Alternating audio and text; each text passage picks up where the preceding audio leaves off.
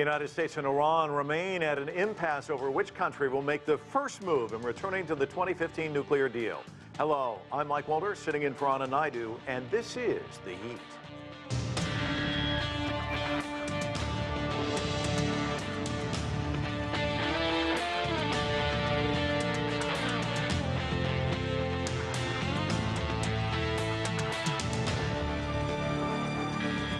U.S. President Joe Biden says he's willing to restart talks with Iran if the country returns to full compliance with the nuclear deal. Iranian officials argue it was the U.S. that pulled out of the agreement and should act first. The Iran nuclear deal was signed in 2015 by the U.S., France, Britain, Germany, Russia, China, and the European Union. It was intended to guarantee that Iran would be unable to develop nuclear weapons and have no incentive to do so. But the agreement has been in jeopardy since Biden's predecessor, Donald Trump, unilaterally withdrew from the pact and reimposed crippling sanctions on Iran. Now, with both sides having drawn lines in the sand, diplomats are scrambling to defuse the standoff. To talk more about the fate of the Iran nuclear deal, let's bring in our panel. Joining us from Tehran, Mohammad Marandi is chair of American Studies at the University of Tehran. Shada Islam is a Brussels-based specialist on European affairs who works independently as a commentator, advisor, analyst, and strategist. And from Beijing, Einar Tangen is a political and economic affairs commentator. With us here in Washington, D.C. is Barbara Slavin, the director and non-resident senior fellow, Future of Iran Initiative at the Atlantic Council. I want to welcome all of you to the show. Barbara, why don't I begin with you? When it comes to foreign policy here in the U.S., we have this kind of whipsaw approach. Trump comes in, tries to erase basically everything that Obama did. Now you see Biden backpedaling from the Trump agenda. Let's listen to what Biden has to say about the situation of re-engaging with Iran. We need transparency and communication to minimize the risk of strategic misunderstanding or mistakes. That's why we said we're prepared to re-engage in negotiations with the P5+1 on Iran's nuclear program. We must also address Iran's destabilizing activities across the Middle East. And we're going to work in close cooperation with our European and other partners as we proceed. But Barbara, this is different than, hey, I want to jump back into the Paris Climate Agreement. Trump didn't just leave the JCPOA. There's a lot of bad blood. Of course, we saw the drone shoot down in 2019, Soleimani assassinated in 2020. Talk to us about how the landscape has shifted since 2015 and how complicated that makes things.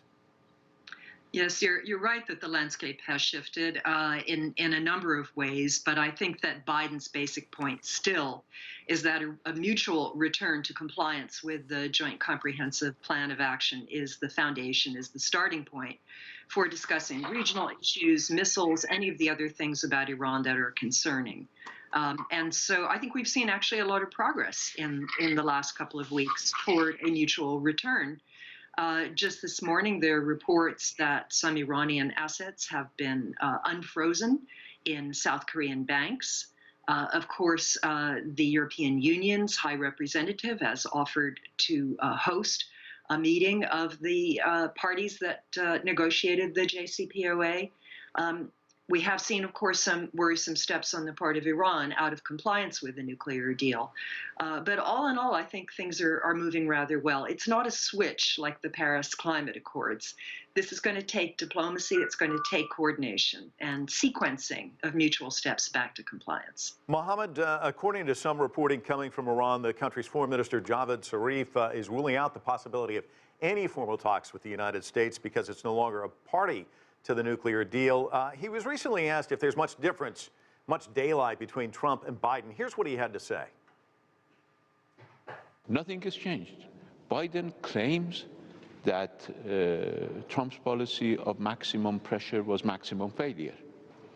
Blinken also just recently said that that policy failed.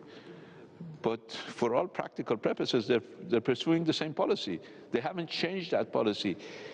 The problem in the United States, and it doesn't matter which administration, the Islamic Republic now has dealt with 7 consecutive U.S. presidents, and I have dealt with almost 5 of them. And the problem is, U.S. is addicted to sanctions. U.S. is addicted to pressure. U.S. is addicted to bullying. Mohammad, you can hear some frustration there in his voice. Give us the sense of how Tehran's viewing all of this. Well, I think it's pretty clear in Tehran that the United States has been brutalizing ordinary Iranians for decades. And of course, under Obama, the maximum pressure campaign began, and Biden was his vice president. And when the nuclear deal was finally signed, the United States never implemented the deal. The Iranians immediately implemented all of its obligations, but the Americans dragged their feet until the very last day of the Obama administration.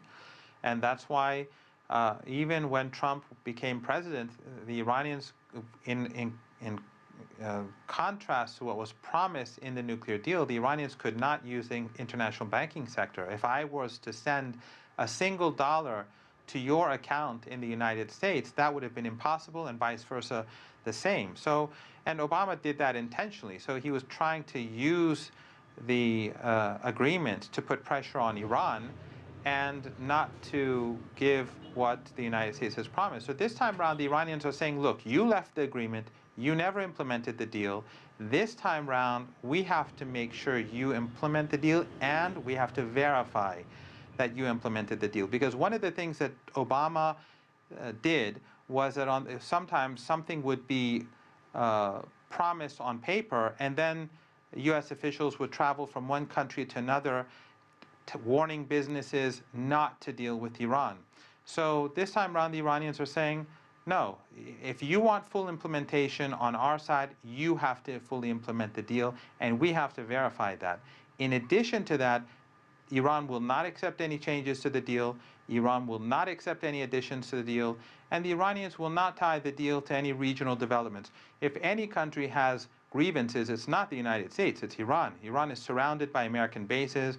The Americans have carried out dirty wars in Syria, in Yemen. It's destroyed Libya. It's occupied Iraq and Afghanistan. Iran is surrounded by American bases. The Iranians don't feel that the Americans are in a position to criticize Iran's behavior in its own neighborhood. Shada, the European Union is offering to step in with some informal meetings between the current members of the deal and the United States. Talk to us about the options there to kind of jumpstart things, given where we're seeing both sides coming from.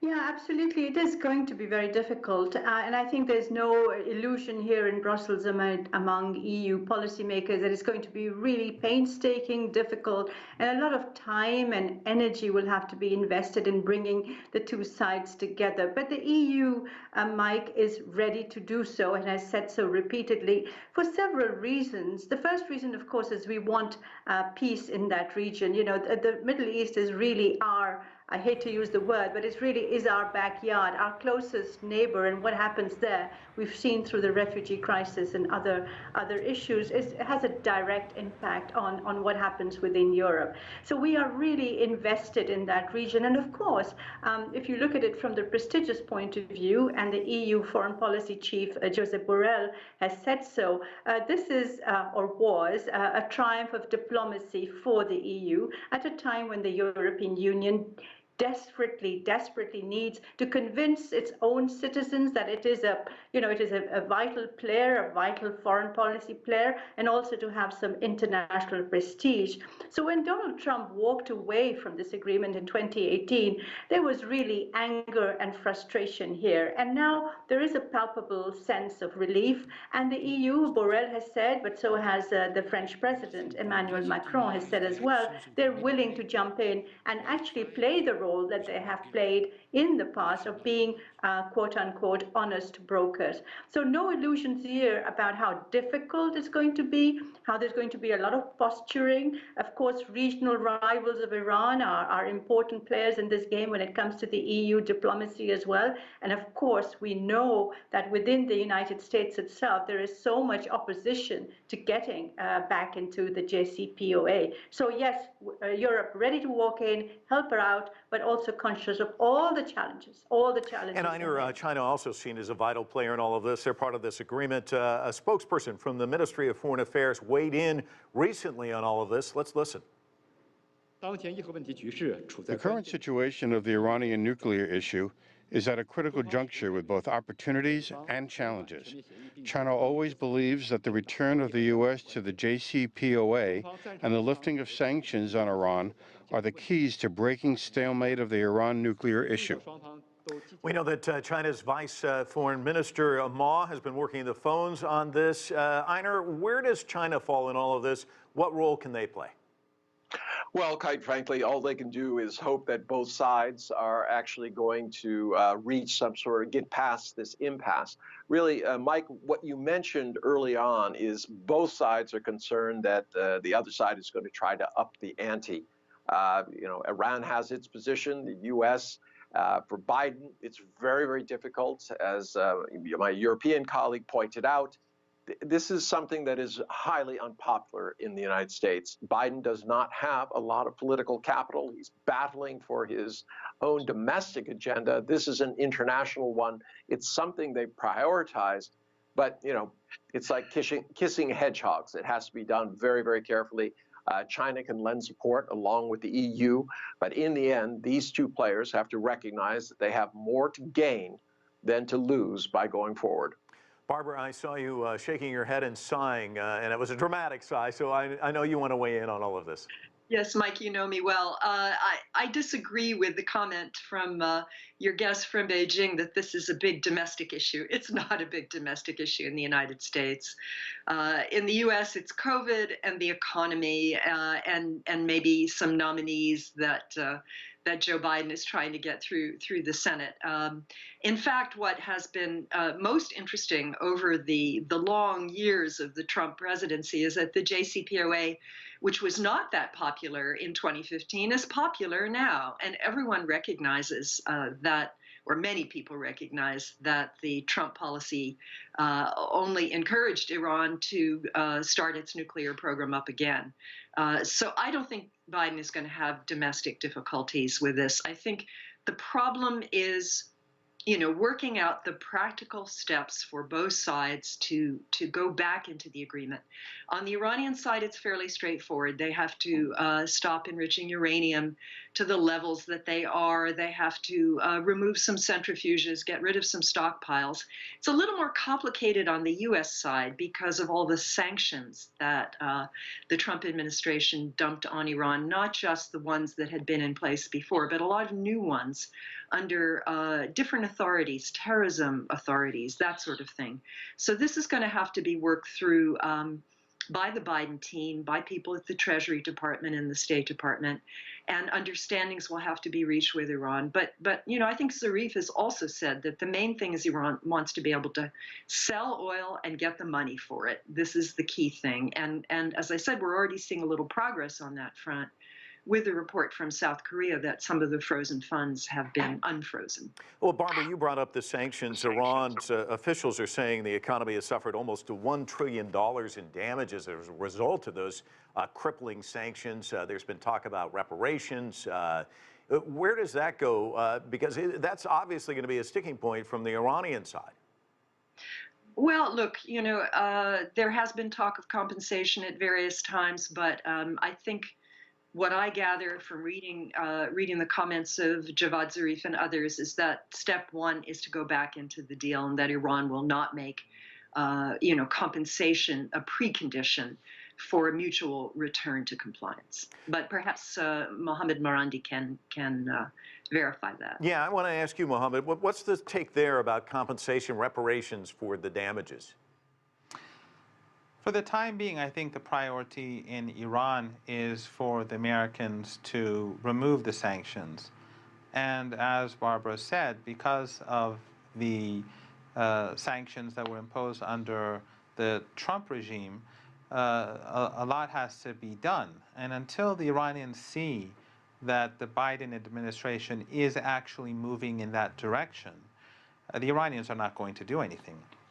And the reason why the Iranians are no longer abiding by their commitments is because the United States and the Europeans, for that matter, are not abiding by theirs. And I would disagree with your guests from Europe that the Iranians don't see the Europeans as an honest broker in any way or form. The sanctions that they imposed on ordinary Iranians and the suffering that they imposed under Trump's orders were no less criminal than what Trump did. Just simply because they nagged about it doesn't make them any different from Trump in their behavior.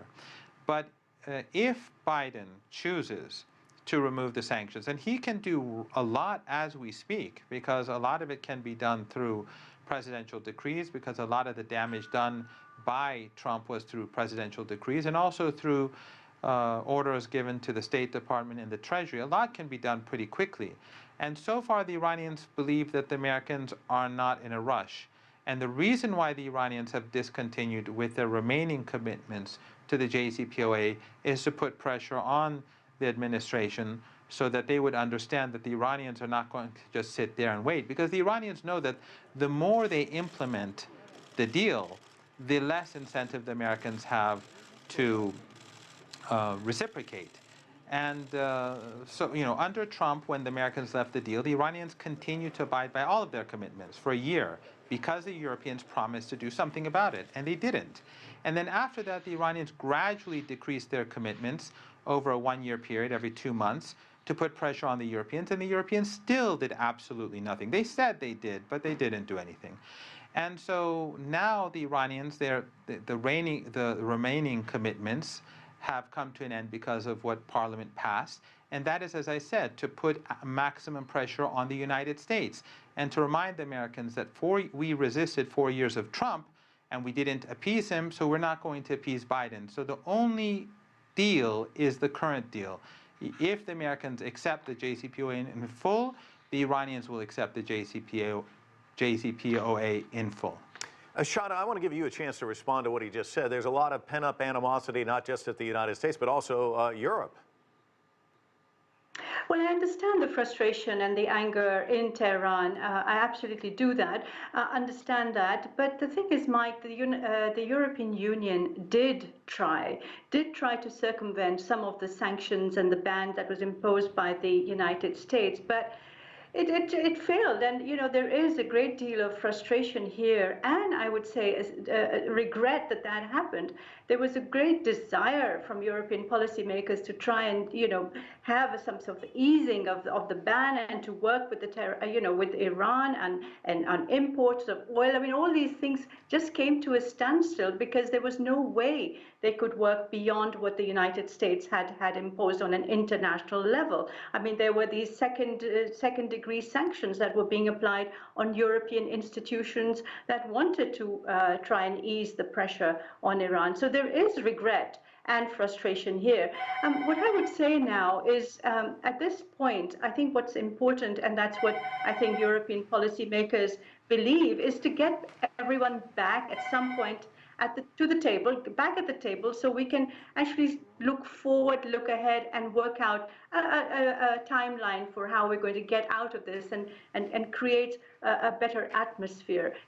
There have been lots of recriminations, anger, and frustration in the past. A lot of it, I would say, has to do with Donald Trump, and a lot of it has to do with the fact that the European Union does not have this kind of strategic autonomy that it so desires in foreign policy because of the compelling necessity as regards the United States dollar.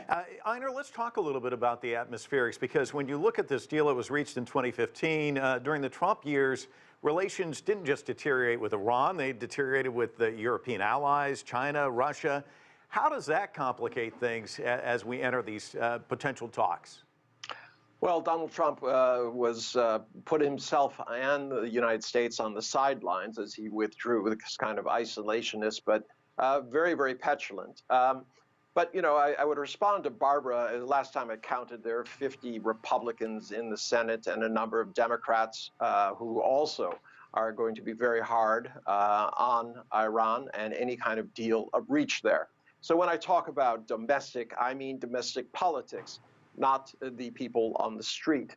So it's important to understand what the differences of what we're talking about. Biden is not going to get anything through Congress that favors Iran. So he can only stick to what he has. And as I said before, he doesn't have a lot of political capital to spend on this. This is not his first priority. COVID, as you acknowledged, or is. So at this juncture, putting the petulance aside, it's time to return to the realities. It is good for Iran to have those sanctions lifted.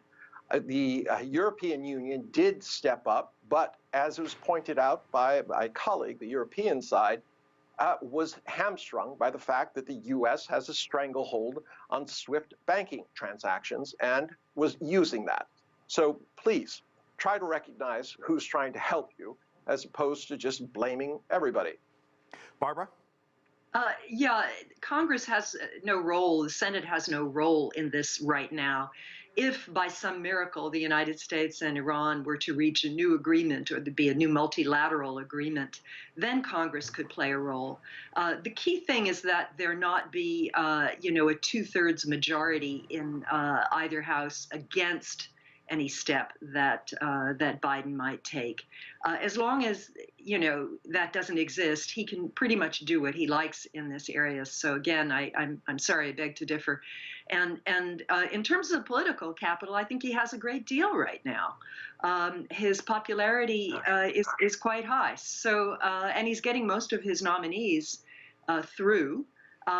We should mention that the people who are going to be dealing with Iran are all very experienced veterans of the Obama administration, people that the Iranians know. So I just don't think domestic politics is going to be an issue. On the Europeans, I think the main thing they can do is act as convener. And we had Josep Borrell, the European Union's High Representative for Foreign Policy, at the Atlantic Council yesterday, and he said that he considers getting this meeting, getting these talks started, his most urgent task, which was a very good thing to hear. And he pushed back on questions about regional issues, missiles, and said, look, first things first, we have to restore the JCPOA. Shada, let's talk about that. There is a sense of urgency. It seems like there's a window of opportunity, but that can close over time, and these things can drag out. How quickly do these parties need to move, do you think? Well, I think this time around, I know the European Union has a reputation for moving slowly, and that's normal given 27 countries plus the External Action Service and Josep Borrell that Barbara has referenced just now.